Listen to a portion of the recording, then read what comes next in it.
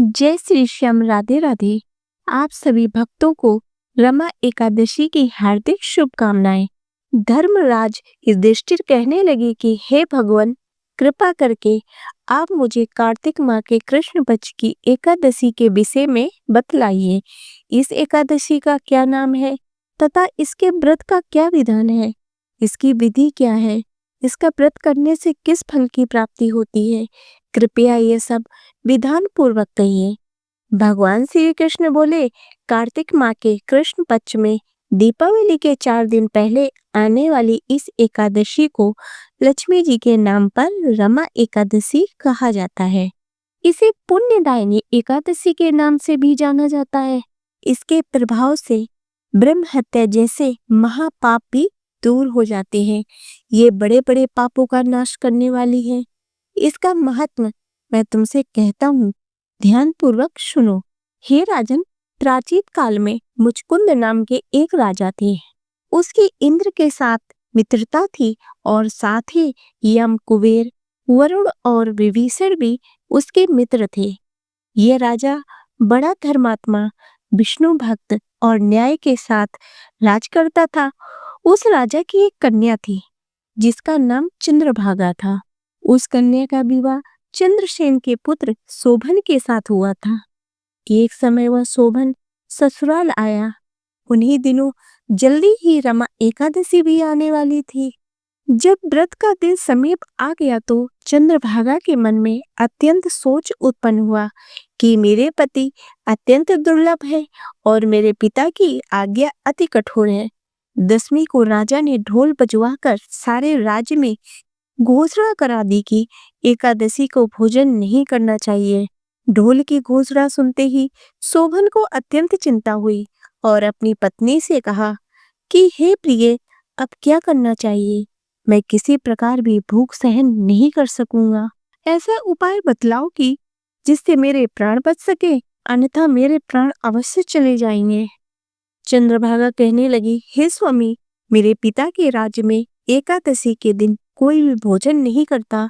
हाथी, घोड़े, ऊंट, बिल्ली, गौ आदि भी तृण, अन्न, जल आदि ग्रहण नहीं कर सकते। फिर मनुष्य का तो कहना ही क्या। यदि आप भोजन करना चाहते हैं तो किसी दूसरे स्थान पर चले जाइए, क्योंकि यदि आप यहाँ रहना चाहते हैं तो आपको अवश्य व्रत करना पड़ेगा। ऐसा सुनकर शोभन कहने लगा, हे प्रिय, मैं अवश्य व्रत करूंगा। जो भाग्य में होगा वह देखा जाएगा। इस प्रकार से विचार कर शोभन ने व्रत रख लिया और वह भूख व प्यास से अत्यंत पीड़ित होने लगा। जब सूर्य नारायण अस्त हो गए और रात्रि को जागरण का समय आया तो वैष्णवों को अत्यंत हर्ष देने वाला था, परंतु शोभन के लिए अत्यंत दुखदायी हुआ। प्रातःकाल होते ही शोभन के प्राण निकल गए।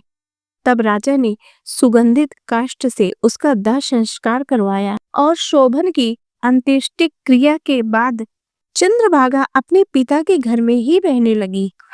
रमा एकादशी के प्रभाव से शोभन को मंदराचल पर्वत पर धन धान्य से युक्त तथा शत्रुओं से रहित एक सुंदर देवपुर प्राप्त हुआ।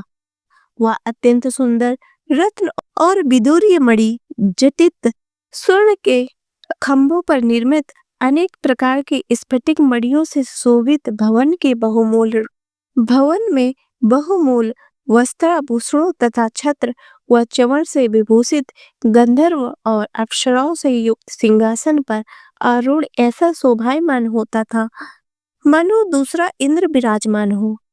एक समय मुचकुंद नगर में रहने वाले एक सोम शर्मा नामक ब्राह्मण तीर्थ यात्रा करता हुआ घूमता घूमता उधर जा निकला और उसने शोभन को पहचाना कि यह तो राजा का जमाई शोभन है। उसके निकट गया। शोभन ने उसे पहचान कर अपने आसन में बिठाया और प्रणाम आदि करके कुशल प्रश्न किया। ब्राह्मण ने कहा कि राजा मुचकुंद और आपकी पत्नी कुशल से हैं। नगर में भी सब कुशल से हैं, परंतु हे राजन, हमें आश्चर्य हो रहा है। आप अपना वृत्तांत कहिए कि ऐसा सुंदर नगर जो न कभी देखा न सुना, आपको कैसे प्राप्त हुआ। तब शोभन बोला कि कार्तिक कृष्ण की रमा एकादशी का व्रत करने से मुझे ये नगर प्राप्त हुआ है, परंतु ये अस्थिर है, यह स्थिर हो जाए ऐसा उपाय कीजिए। ब्राह्मण कहने लगा कि हे राजन, ये स्थिर क्यों नहीं है और कैसे स्थिर हो सकता है, आप बतलाइए, फिर मैं अवश्य वह उपाय करूंगा। मेरी इस बात को आप मिथ्या न समझिए। शोभन ने कहा कि मैंने इस व्रत को श्रद्धा रहित होकर किया है, अतः ये सब कुछ अस्थिर है। यदि आप मुचकुंद की कन्या चंद्रभागा को ये सब वृत्तांत कहे तो ये स्थिर हो सकता है। ऐसे सुनकर उस श्रेष्ठ ब्राह्मण ने अपने नगर लौटकर चंद्रभागा से ये सब वृत्तांत कह सुनाया। ब्राह्मण के वचन सुनकर चंद्रभागा बड़ी प्रसन्नता से ब्राह्मण से कहने लगी, हे ब्राह्मण, ये सब बातें आपने प्रत्यक्ष देखी, यह स्वप्न की बातें कर रहे हैं। ब्राह्मण कहने लगा कि हे पुत्री, मैंने महावन में तुम्हारे पति को प्रत्यक्ष देखा है, साथ ही किसी से अजय न हो ऐसा देवताओं के नगर के समान उसका नगर भी देखा है। उन्होंने ये भी कहा है कि यह स्थिर नहीं है, किस प्रकार ये स्थिर रह सके सो उपाय करना चाहिए। चंद्रभागा कहने लगी, हे विप्र, तुम मुझे वहां ले चलो, मुझे पतिदेव के दर्शन की तीव्र लालसा है। मैं अपने किए हुए पुण्य से उस नगर को स्थिर बना दूंगी। आप ऐसा कार्य कीजिए जिससे उनका हमारा संयोग हो। सोम शर्मा ये बात सुनकर चंद्रभागा को लेकर मंदराचल पर्वत के समीप वामदेव ऋषि के आश्रम पर गया।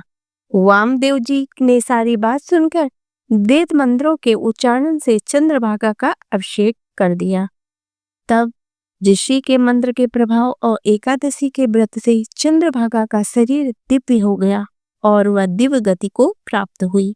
इसके बाद बड़ी प्रसन्नता के साथ अपने पति के निकट गई।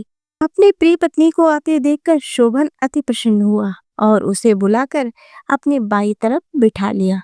चंद्रभागा कहने लगी, हे प्राणनाथ, आप मेरे पुण्य को ग्रहण कीजिए।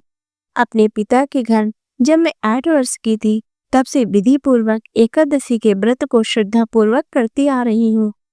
इस पुण्य के प्रताप से आपका यह नगर स्थिर हो जाएगा तथा समस्त कार्यों से युक्त होकर प्रलय के अंत तक रहेगा। इस प्रकार चंद्रभागा ने दिव्य आभूषणों और वस्त्रों से सुसज्जित होकर अपने पति के साथ आनंद पूर्वक रहने लगी। हे राजन, ये मैंने रमा एकादशी का महात्मा कहा है। जो मनुष्य इस व्रत को करते हैं उनके ब्रह्म हत्या आदि समस्त पाप नष्ट हो जाते हैं। जो मनुष्य इस महात्मा को पढ़ते अथवा सुनते हैं वे समस्त पापों से छूटकर विष्णु रूप को प्राप्त होते हैं। तो बोलिए जय श्री हरि की। तो दोस्तों, आशा करती हूँ कि आपको ये व्रत कथा पसंद आई होगी। यदि ये व्रत कथा पसंद आई हो तो इसे लाइक करें तथा चैनल को सब्सक्राइब करें।